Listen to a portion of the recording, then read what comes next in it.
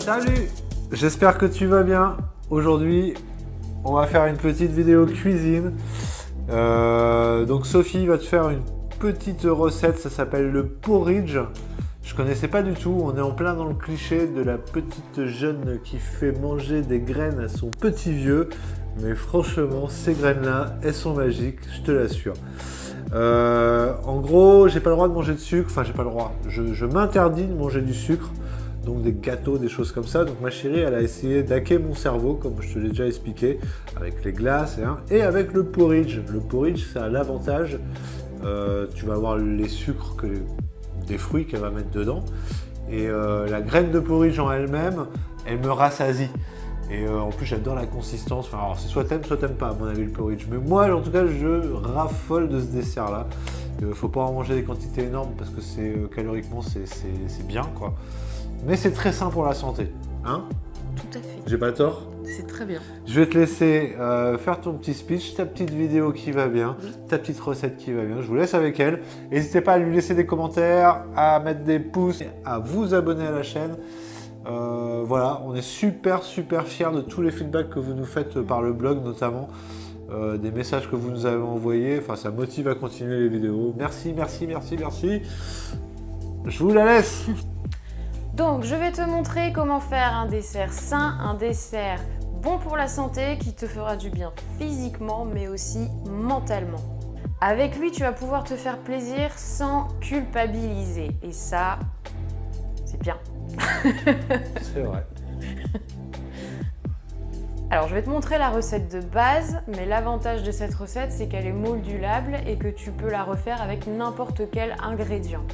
Donc ici, je vais te montrer comment faire un porridge à la noix de coco et à la framboise, mais rien ne t'empêche de la faire avec des bananes, du chocolat, de remplacer le lait de coco par tout autre lait végétal comme du lait d'amande, du lait de soja, tu peux même prendre du lait de vache si tu as envie.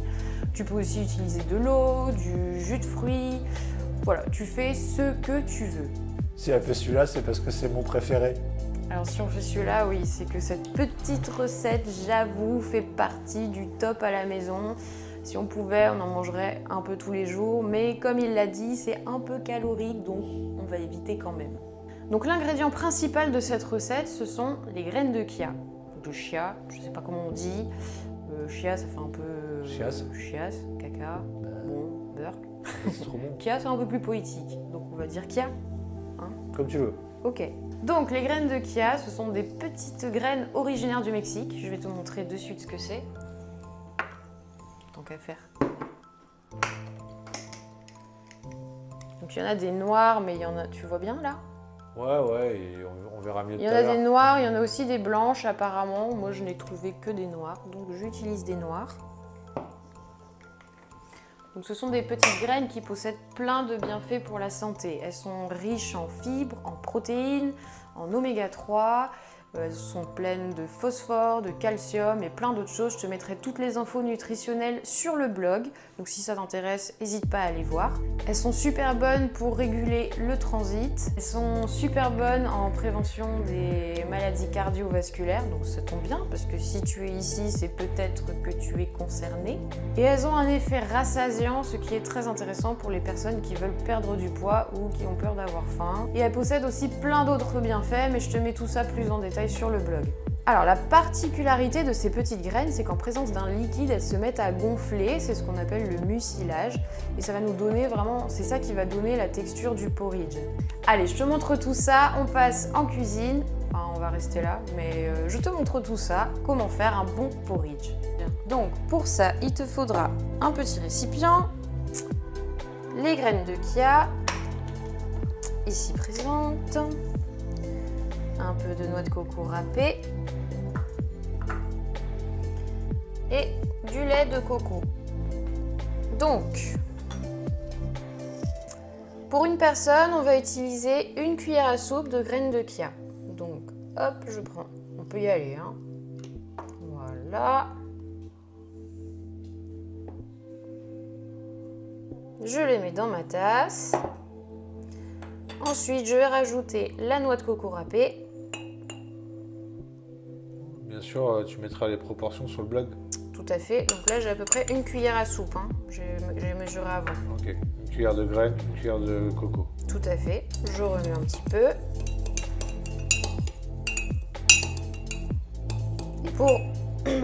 Et pour une cuillère à soupe de graines de chia, on met 10 centilitres de liquide. Donc ici, c'est du lait de coco, comme je vous l'ai dit, mais vous pouvez mettre n'importe quel autre liquide. On verse ça doucement, en remuant, parce que les graines de chia ont tendance à coller un petit peu si on met tout d'un coup.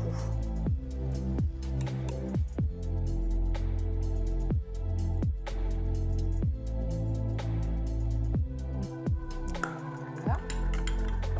On remue bien. Et on va laisser reposer à peu près entre une demi-heure et 1 heure en venant remuer régulièrement. Il faut laisser reposer pour que les graines de chia gonflent bien. Et remuer régulièrement car elles ont tendance à coller entre elles. Il va faire des petits paquets, donc c'est pas très agréable après quand on mange. Voilà, c'est tout pour la partie porridge. C'est quand même pas compliqué, vous avez vu? Putain, en fait, c'est simple, hein. Et oui. En 2 minutes, tu le fais. Bon, par contre, il n'est pas mangeable de C'est suite. très rapide. Alors oui, il faut juste penser à le faire un petit peu en avance. Donc là, tu en avais fait un peu plus tôt dans la matinée. J'en ai fait un plus tôt pour te montrer comment ça rendait. Donc là, ça fait combien de temps que tu l'as fait, celui-là? Celui-là, je l'ai fait il y a 1 heure.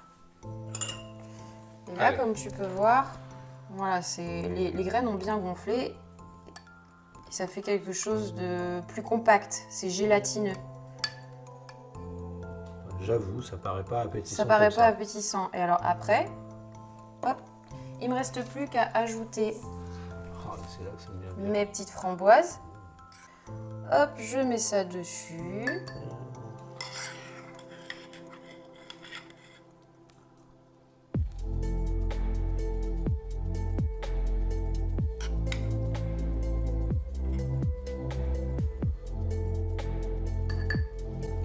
Et voilà, après tu peux très bien ajouter des petites amandes concassées dessus, des cacahuètes ou je sais pas, ce que tu veux. Tu peux faire comme tu as envie. Et c'est ça qui est bien. Qui en plus. Là, je me retrouve avec un super dessert qui est tout joli et qui va être délicieux. Ouais, j'affirme, je confirme, c'est vraiment un dessert délicieux à l'arrivée. Si jamais tu n'as pas l'habitude encore de réduire tes quantités de sucre, n'hésite pas à mettre une cuillère à soupe de miel en plus dedans pour sucrer.